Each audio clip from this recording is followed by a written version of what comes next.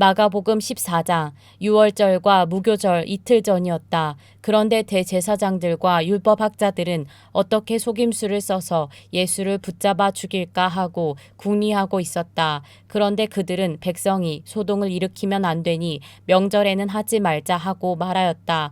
예수께서 베다니에서 나병 환자였던 시몬의 집에 머무실 때에 음식을 잡수시고 계시는데 한 여자가 매우 값진 순수한 나드 향유 한 옥합을 가지고 와서 그 옥합을 깨뜨리고 향유를 예수의 머리에 부었다. 그런데 몇몇 사람이 화를 내면서 자기들끼리 말하였다. 어찌하여 향유를 이렇게 허비하는가? 이 향유는 300데나리온 이상에 팔아서 그 돈을 가난한 사람들에게 줄 수 있었겠다. 그리고는 그 여자를 나무랐다. 그러나 예수께서 말씀하셨다. 가만두어라. 왜 그를 괴롭히느냐? 그는 내게 아름다운 일을 했다. 가난한 사람들은 늘 너희와 함께 있으니 언제든지 너희가 하려고만 하면 그들을 도울 수 있다. 그러나 나는 언제나 너희와 함께 있는 것이 아니다. 이 여자는 자기가 할 수 있는 일을 하였다.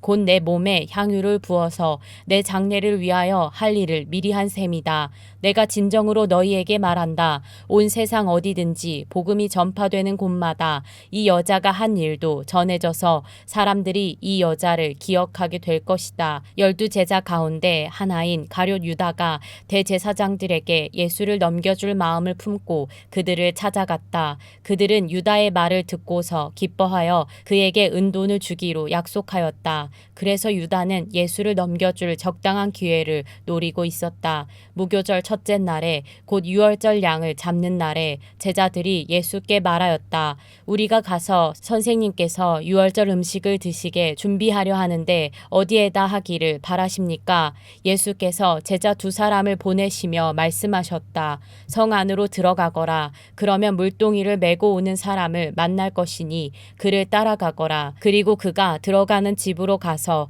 그 집 주인에게 말하기를 선생님께서 하시는 말씀이 내가 내 제자들과 함께 유월절 음식을 먹을 내 사랑방이 어디에 있느냐고 하십니다 하여라. 그러면 그는 자리를 깔아서 준비한 큰 다락방을 너희에게 보여줄 것이니 거기에 우리를 위하여 준비를 하여라. 제자들이 떠나서 성 안으로 들어가서 보니 예수께서 말씀하신 그대로였다. 그리하여 그들은 유월절을 준비하였다. 저녁 때가 되어서 예수께서는 12 제자와 함께 가셨다.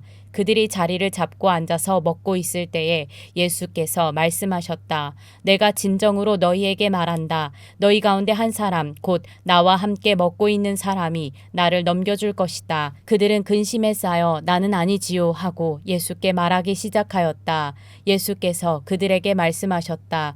그는 12 가운데 하나로서 나와 함께 같은 대접에 빵을 적시고 있는 사람이다. 인자는 자기에 관하여 성경에 기록되어 있는 대로 떠나가지만 인자를 넘겨주는 그 사람에게는 화가 있다. 그 사람은 차라리 태어나지 않았더라면 자기에게 좋았을 것이다.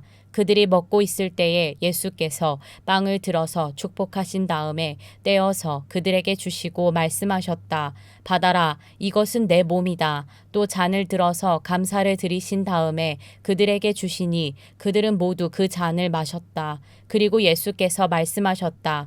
이것은 많은 사람을 위하여 흘리는 나의 피, 곧 언약의 피다. 내가 진정으로 너희에게 말한다. 이제부터 내가 하나님의 나라에서 새 것을 마실 그날까지 나는 포도나무 열매로 빚은 것을 다시는 마시지 않을 것이다. 그들은 찬송을 부르고서 올리브 산으로 갔다. 예수께서 제자들에게 말씀하셨다. 너희가 모두 걸려서 넘어질 것이다. 성경에 기록하기를 내가 목자를 칠 것이니 양떼가 흩어질 것이다 하였기 때문이다. 그러나 내가 살아난 뒤에 너희보다 먼저 갈릴리로 갈 것이다. 베드로가 예수께 말하였다. 모두가 걸려 넘어질지라도 나는 그렇지 않을 것입니다. 예수께서 그에게 말씀하셨다.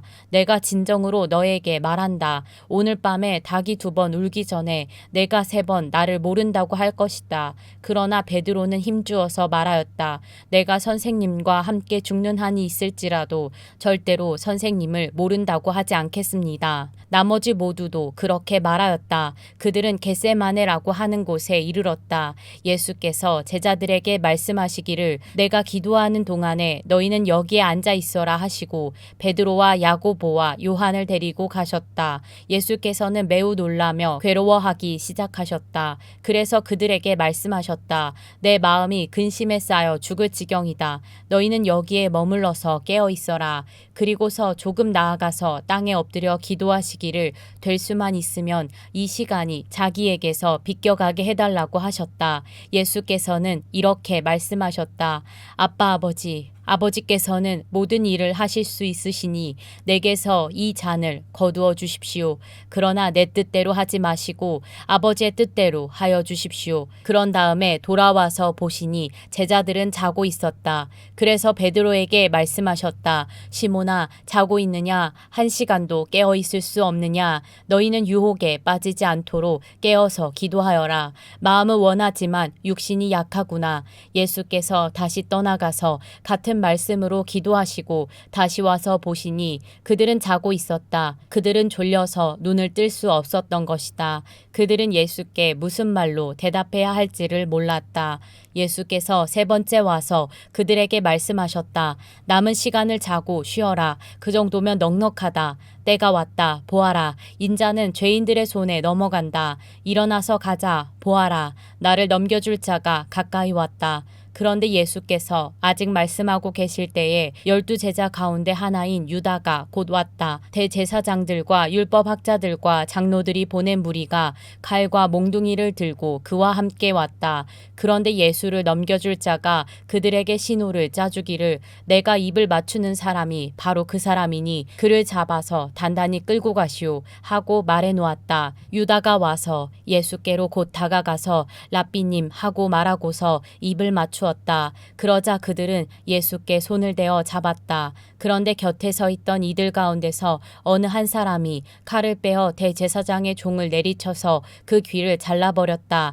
예수께서 그들에게 말씀하셨다. 너희는 강도에게 하듯이 칼과 몽둥이를 들고 나를 잡으러 나왔느냐? 내가 날마다 성전에 너희와 함께 있으면서 가르치고 있었건만 너희는 잡지 않았다. 그러나 이것은 성경 말씀을 이루려는 것이다. 제자들은 모두 예수를 버리고 달아났다. 그런데 어떤 젊은이가 맨몸에 홑이불을 두르고 예수를 따라가고 있었다. 그들이 그를 잡으려고 하니 그는 홑이불을 버리고 맨몸으로 달아났다. 그들은 예수를 대제사장에게로 끌고 갔다. 그러자 대제사장들과 장로들과 율법학자들이 모두 모여들었다. 베드로는 멀찍이 떨어져서 예수를 뒤따라 대제사장의 집 앞마당에까지 들어갔다.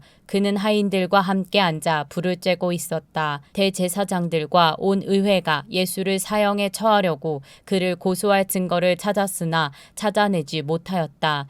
예수에게 불리하게 거짓으로 증언하는 사람이 많이 있었지만 그들의 증언은 서로 들어맞지 않았다. 더러는 일어나서 그에게 불리하게 거짓으로 증언하여 말하기를 우리가 이 사람이 말하는 것을 들었는데 내가 사람의 손으로 지은 이 성전을 허물고 손으로 짓지 않은 다른 성전을 사흘 만에 세우겠다 하였습니다. 그러나 그들의 증언도 서로 들어맞지 않았다. 그래서 대제사장이 한가운데 일어서서 예수께 물었다. 이 사람들이 그대에게 불리하게 증언하는데도 아무 답변도 하지 않소. 그러나 예수께서는 입을 다무시고 아무 대답도 하지 않으셨다. 대제사장이 예수께 물었다. 그대는 찬양을 받으실 분의 아들 그리스도요.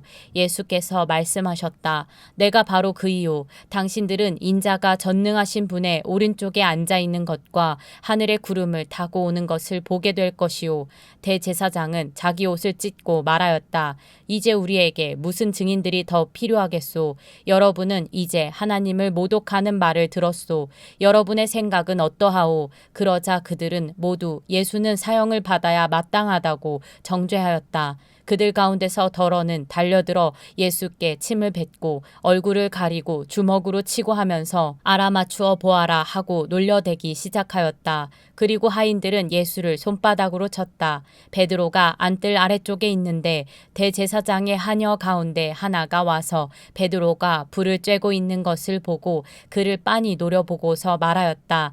당신도 저 나사렛 사람 예수와 함께 다닌 사람이지요. 그러나 베드로는 부인하여 말하였다. 내가 무슨 말을 하는지 나는 알지도 못하고 깨닫지도 못하겠다. 그리고 그는 바깥들로 나갔다. 그 하녀가 그를 보고서 그 곁에 서 있는 사람들에게 다시 말하였다. 이 사람은 그들과 한패입니다. 그러나 그는 다시 부인하였다. 조금 뒤에 곁에 서 있는 사람들이 다시 베드로에게 말하였다. 당신이 갈릴리 사람이니까 틀림없이 그들과 한패일 거요. 그러나 베드로는 저주하고 맹세하여 말하였다. 나는 당신들이 말하는 그 사람을 알지 못하오. 그러자 곧 닭이 두 번째 울었다. 그래서 베드로는 예수께서 자기에게 닭이 두 번 울기 전에 내가 나를 세 번 모른다고 할 것이다 하신 그 말씀이 생각나서 엎드려서 울었다.